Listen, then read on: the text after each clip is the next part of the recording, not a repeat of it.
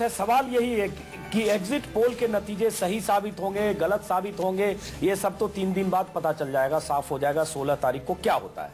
लेकिन सवाल यही कि जितने भी एग्जिट पोल हैं, हर चैनल के एग्जिट पोल इस ओर इशारा करते हैं कि नरेंद्र मोदी की सरकार बन रही है और सबसे बड़ी पार्टी के तौर पर न सिर्फ बीजेपी उभर रही है बल्कि बहुत फासले के साथ बीजेपी बहुत आगे है। तो सवाल यह उठता है, जो ब्रेक के पहले मैं बात कर रहा था, कि बीजेपी ने जो पीक देखा 98-99 में 182 सीट्स का, क्या उस पीक को तोड़कर बीजेपी आगे निकल सकती है? और अगर निकलती है तो इसमें एक संकेत और छिपा है। 1984 के बाद से कभी भी एक पार्टी बहुत बड़ी पार्टी बनकर नहीं उभरी कि अपने दम पर सरकार बना सके। 89 हमने देखा, 96 हमने देखा, 98 देखा, 99 देखा, 2004 देखा, 9 देखा। सवाल उठता है, क्या उस दौर में हम लौट रहे हैं कि एक पार्टी सत्ता के करीब अपने दम पर पहुंच सकती है? क्या वो दौर वापस आ रहा है? इसी सवाल के साथ प्रदीप सिंह, क्या उस दौर में आ रहे हैं? क्या नहीं, हम देखिए पहले से कह रहे हैं कि मतदाता ने राज्यों में इस स्थिति को बदल दिया। हंग असेंबली शब्द जो है हम धीरे धीरे भूलते जा रहे हैं।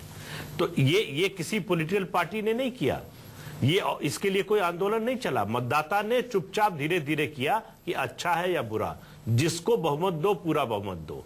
ये बहाना मत छोड़ो कि हम तो 5 साल जो है मैनेज करने में ही रह गए कि कैसे सरकार बची रहे। एक बात। दूसरी बात, मेरा मानना इस चुनाव में हो जाएगा नहीं होगा ये हम भविष्यवाणी नहीं कर सकते, लेकिन 2009 से ही हम कह रहे हैं, आज नहीं कह रहे हैं, ये एग्जिट पोल देखकर नहीं बोल रहे हैं, कि धीरे धीरे मतदाता उस ओर बढ़ रहा है।